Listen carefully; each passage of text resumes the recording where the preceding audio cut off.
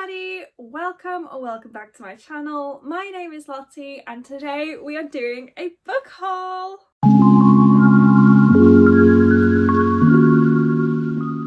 What's the occasion?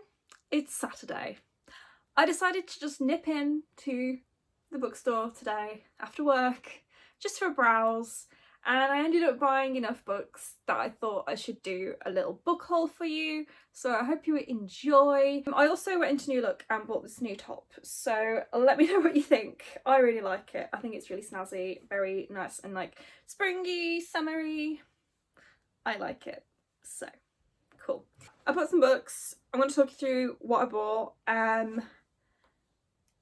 Yeah, let's just get to it. So across the street from the library where I work, there is a charity shop, and I've been working at that library now for 2 months and I still haven't been in. So I thought, since I have the opportunity, I'll just head in there after work and see if there's anything that takes my fancy. So I was having a look at the books, and there's a couple that I saw that look quite interesting, so I decided to pick them up. So, you know, you can't really say no to 50p books, so yeah, that's why I got them. Anyway, so the first book that I picked up was Once by James Herbert, who is a horror author I have been told to give a go. So since this was in the charity shop, I thought I would pick it up, and it actually sounds really interesting. It sounds like it's right up my street, so I will read the blurb to you. Remember the fairy stories you were told when you were a child? Tales of tiny magical winged beings and elves, wicked witches and goblins, demons.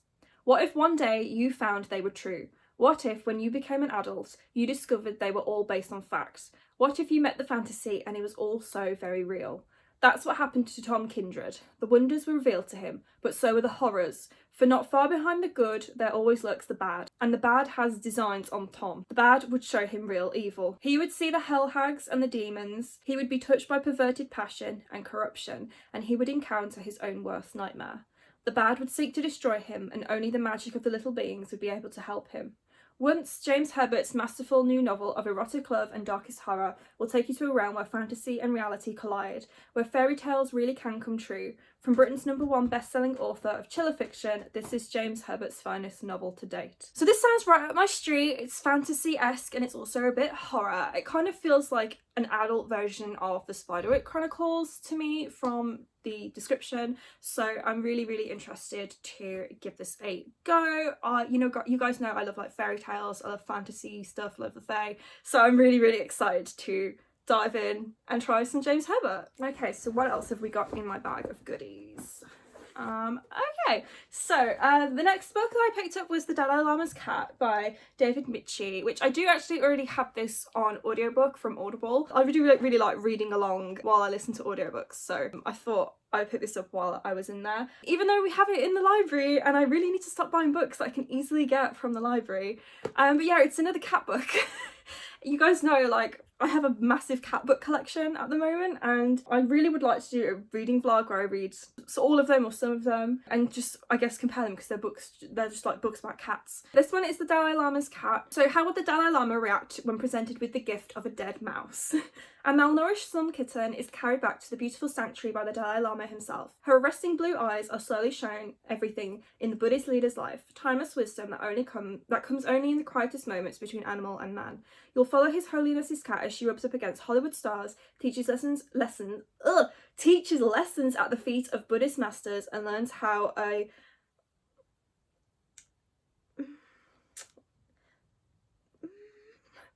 bodhisattva learns how a bodhisattva deals with life in the 21st century. I tried, okay?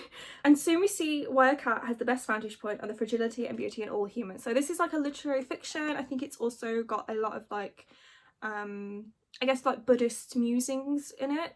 And also it's about the Dalai Lama's cat, so I'm just really interested to see that and just read about his cat. Okay, and then the last book I got from the charity shop was Room by Emma Donoghue. This is a thriller, and all it says on the back is Jack is 5. He lives in a single locked room with his ma. I have had this on my like Goodreads TBR for quite a while, and I just sort of never really had the chance to pick it up, and I figured a 50p charity book find would be great. So I think this is following Jack and his mom, who have been locked in a room all of Jack's life, and I think his father is the person who has locked them in there. There is a film out based on this now that I haven't seen. I don't know how it ends, so it's a thriller that I'm really interested to read. I really want to try and get into more thrillers because I feel like I watch a lot of thrillers, and I really like watching like thriller horror films, but I don't read a lot of them, so it's a genre I really want to like get into more. Okay, and a book haul is not complete without a trip to Waterstones. So I went in with the intention of trying to find one book in particular, and I came up with 4. So yeah, so I'll talk you through the books that I went in to pick up. So at the moment I am currently reading The School for Good and Evil by Saman Chinani. It's on my March TBR and I'm really enjoying it, so I definitely wanted to continue on with the series, so I went in looking for the second book, which is A World Without Princes.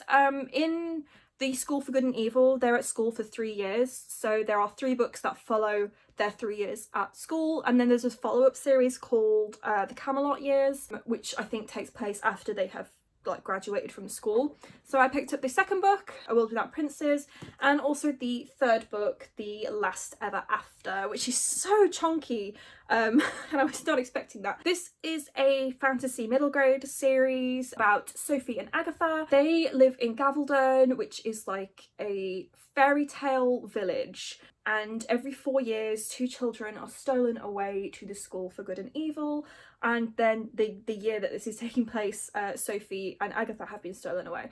So Sophie looks like a princess, but she ends up in the School for Evil, and Agatha looks like a witch, but she ends up in the School for Good. And in the first book we are kind of just following them through school and while they try and do their classes, finding out that maybe they weren't put in the wrong school, they are actually in the right school for them. So I'm really loving the first book, so I'm really excited to continue on with the series. So yeah, that's book 2 and book 3 of The School for Good and Evil by Saman Chinani. Now normally when I'm in Waterstones I like to look in like the YA teen middle grade section and then go upstairs to where the fantasy and horror is. But I couldn't be bothered to do that today. So I just ended up looking at the YA section, and one of the books I picked was Find Me by Tahara Murphy. This is one of the novellas in the Shatter Me series, which is just here. I think this is the second novella collection. So it's got 2 stories in it, probably in between like books 3 and 4 or something. So I still need to get the first novella collection, which I think has 2 books from like between that take place between book 1 and 2 or something like that.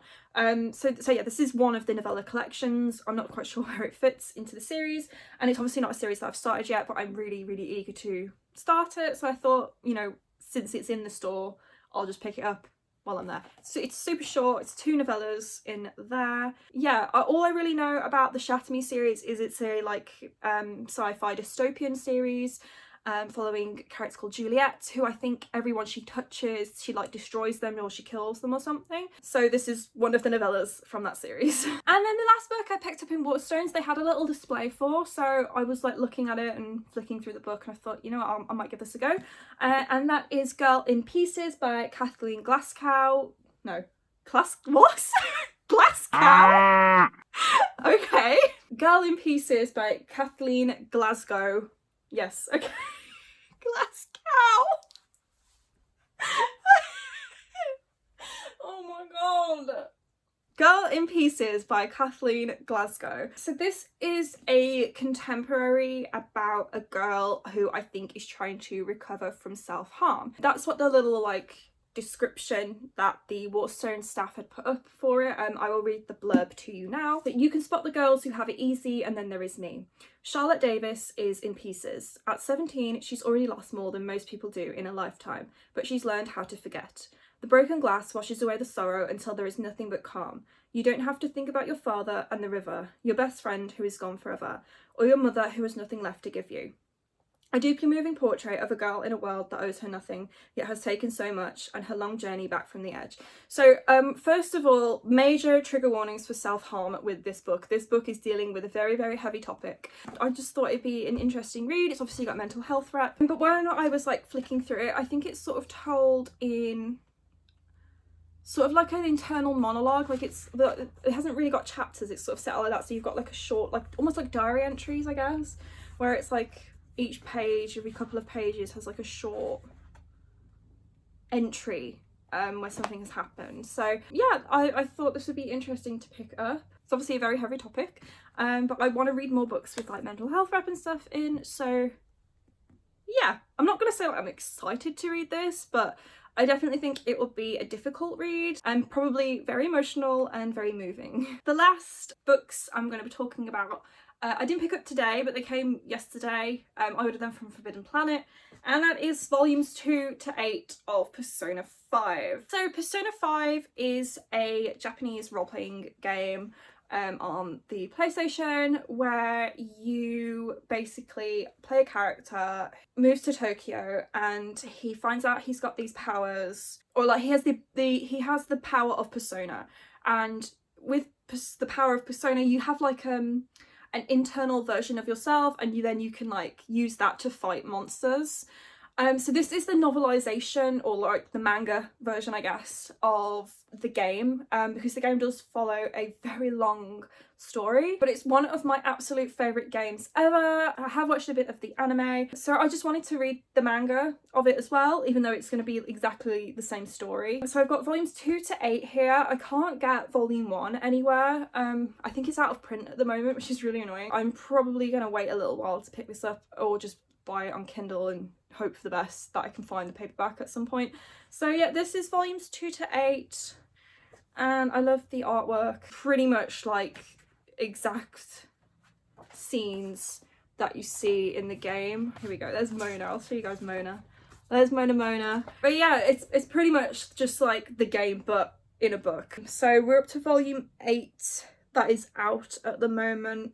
I think volume 9 comes out later this year, but it's a manga series that I really want to like read, so I thought I may as well just collect them, and they were like £5 each at Forbidden Planet, so it wasn't too bad. Like, it's a pretty good deal, I think. So that's 7 volumes of that I've picked up. Really excited to read it. Maybe you'll get a reading vlog where I binge the whole thing at some point, because I really just want to read these now. Okay, so these are all of the books that I picked up recently. My TBR is growing and growing and growing and does not seem to be getting any smaller. So I'm really, really excited to get to these at some point. Let me know in the comments if you've read any of these before and what you thought of them, and which one I should start with. Honestly, I'm probably going to just read Persona 5 and then the others will be on my TBR for ages. So that's it from me today, guys. Thank you so much for watching. If you enjoyed this video, please give it a big thumbs up. And like I said, let me know if you've read any of these books before. Also, let me know if you prefer these like shorter haul videos, or if you would rather I still do my like quarterly haul videos that I did last year, because I feel like whenever I get a bunch of books at the same time, I want to do like a haul just for the books that I've all got all together, but then if I buy like the odd book, you won't see that in a video until like I read it. So let me know if you'd still want me to do like quarterly hauls as well as these like shorter, concise hauls. Anyway, if you're not already and you would like to be, please make sure you subscribe to my channel. I try and post a new video every single week. In the description down below you will find links to my Twitter, Goodreads and Instagram if you'd like to follow me on any of those. Luna, you want to come and say bye? She doesn't. And I'll see you all very soon with a new video. Bye guys!